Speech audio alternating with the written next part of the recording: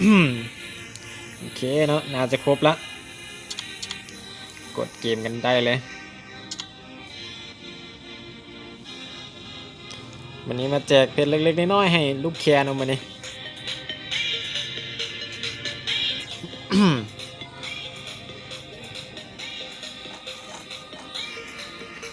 จะไหนแต่ละคน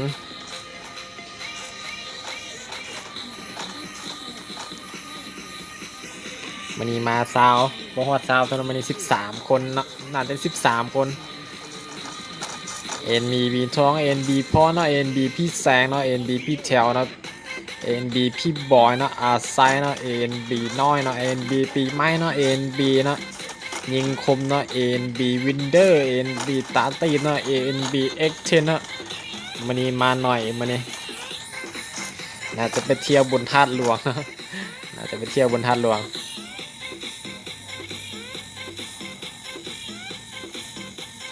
มาในหมดคนเดือดมาเนี่ยมาเบิ่งน้ำการว่าใครจะเป็นแซมเนาะ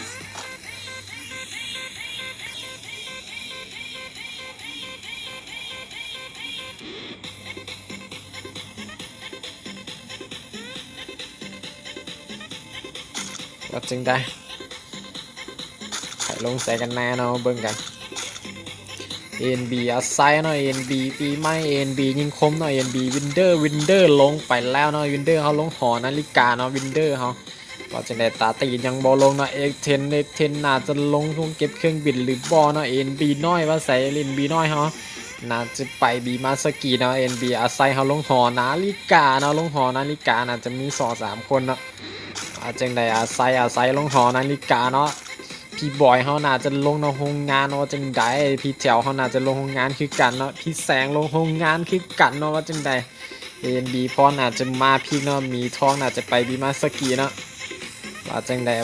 น่าจะมีคนได้บวกกันแน่นอนว่าจังใดอาไซเนาะอาไซกับน้อยเนาะเอ็นบีน้อยเนาะเอ็นบีน้อยเฮาว่าจังใดใครได้ค้ากับ8ยิงไปก่อนเนาะใครได้ค้ากับ8ไปก่อนเนาะอาไซเนาะเอ็นบีอาไซเอ็นบีปีไม้เนาะว่าจังใดเอ็นบียิงคมเฮาอยู่บีมาสกีเนาะเอ็นบียิงคมเฮาว่าจังใดวินเดอร์น่าจะอยู่หอนาฬิกาเนาะน่าจะฟาร์มของไปก่อนเนาะว่าจังใดเอ็นบีตาตีบอยู่ใส่เอ็นบีตาตีบนะที่อยู่บีมาสกิเนาะอยู่เทิงบีมาสกิเนาะเอ็กเทนเฮาอยู่โคตรตัดตัวเนาะคาตูติว่าเนาะอยู่คาตูติว่าเนาะอาไซเฮาอยู่บีมาอยู่หอนาฬิกาเนาะอาไซเฮาว่าจังใดพี่บอยเฮาอยู่โรงงานเนาะว่าจังใดพี่แถวเฮาอยู่โรงงานคือกันเนาะว่าจังใดเอ็นบีพรอาจจะได้กอ3เนาะอยู่พีกเนาะเอ็นบีพรเฮาว่าจังใดเอ็นบีพี่แซงเฮาเจอหรือบอเจอกับเอ็นบีพี่แถวหรือบอเนาะเอ็นบีพี่แถวว่าจังใดเอ็นบีพี่แถวเขาน่าจะได้เปรียบเนาะกอ3หมวก3แบบนี้เนาะเอ็นบีพี่แซงว่าจังใดเอเคซับไปจังหวะนี่ว่าจังใดพี่แถวเฮาเจ็บเสลือเกินเนาะว่าจังใดพี่แซงเฮาพี่แซงก็3หมวก3เนาะน่าจะก็3หมวก3เบิดทุกคนเนาะว่าหมดคนเดียวนะจะมีแต่ของดีๆเนาะว่าจังใดพี่แซงกับพี่แถวเขาต่างคนต่างบอเข้าเนาะว่าจังใดพี่แซงเขา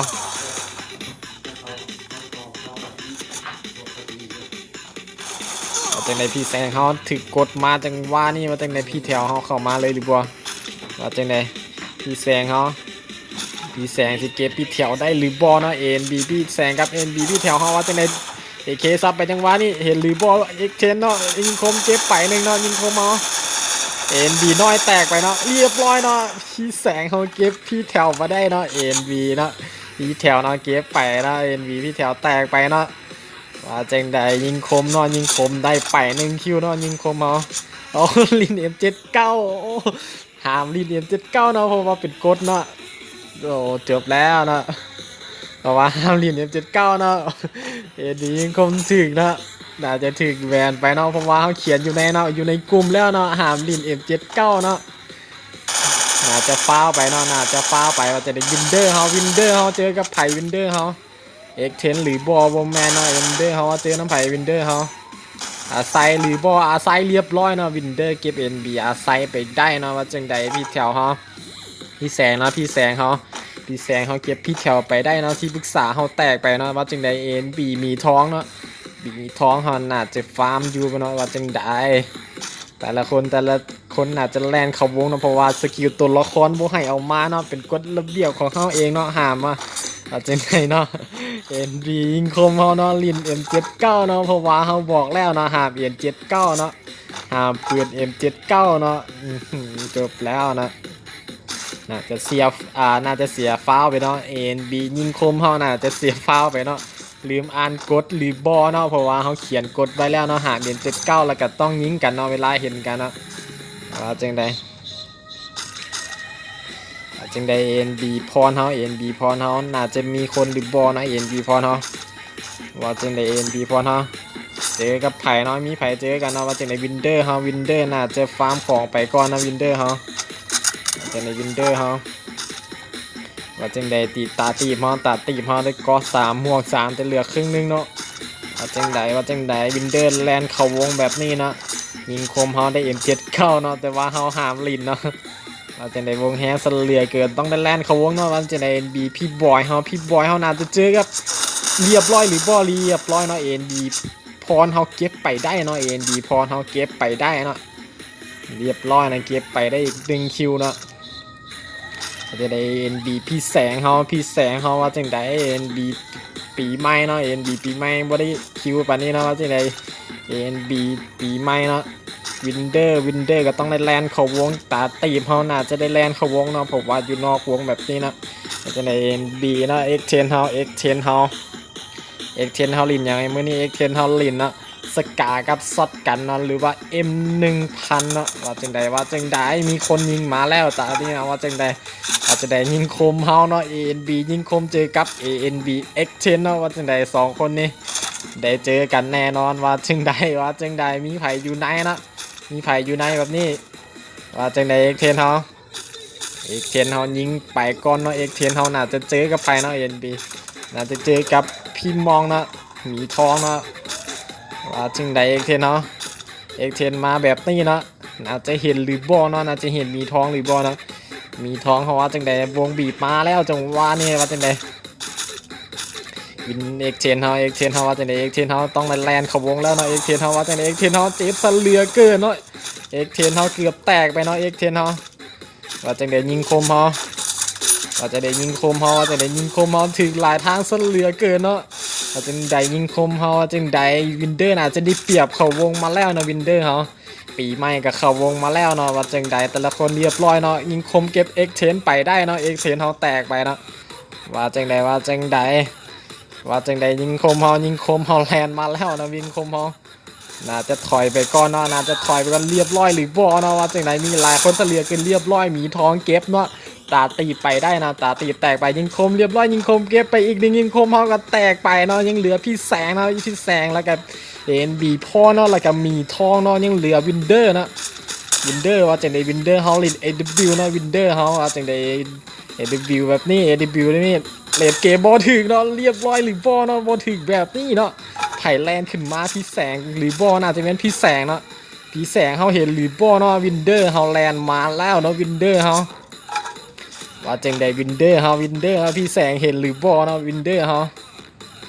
ว่าจังใดวินเดอร์ว่าจังใดมีตีบวกกันแล้วนะว่าจังใดพี่พรนะน่าจะแม่นพรนะ NB มีทองเฮายังอยู่ลุมนะว่าจังใดมีทองนะ NB มีทองว่าจังใด NB พรนะเห็นแบบนี้ว่าจังใดวินเดอร์เห็นหรือบ่นะวินเดอร์เฮาว่าจังใดพี่แสงเฮานำขาดเลยหรือบ่นะเห็นหรือบ่ข้างหลังกับมีเนาะ NB พรอยู่ข้างหลังเนาะว่าจังใดพี่แสงเฮา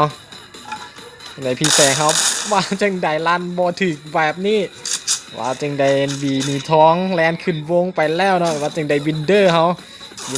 เสียเปรียบไปแล้วนะวินเดอร์เฮาว่าจังใดมีทองกับพี่แสงเฮาจังใดมีทองกับมีแสงเฮาว่าจังใดวงบีบแพงซะเหลือเกินอยู่ในวงแบบนี้พาอยู่ในวงได้เปรียบสุดๆมีท้องน่าจะแตกวงไปเนาะวินเดอร์ว่าจังใดวินเดอร์ยังเหลือเนาะเรียบร้อยเนาะยังเหลือ2คนเนาะว่าจังใดพี่แสงเก็บไปได้เนาะพี่แสงเฮาได้แซมไปเนาะพี่แสงเฮาเก็บไปได้นะโอ้โหสุดยอดกดไลค์ให้เลยนะพี่แสงเฮาเก็บแซมไปได้นะได้ไป100กับ5เพชรนะ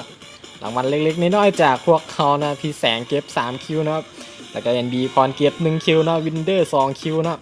มีทอง1คิวนะยิงคมเขาเก็บไป3คิวเนาะเหลือนั่นบ่มีคิวเนาะโอเคนะจบแบบไวๆเนาะมื้อนี้เฮามาแบบไวๆจบแบบไวๆนะโอเค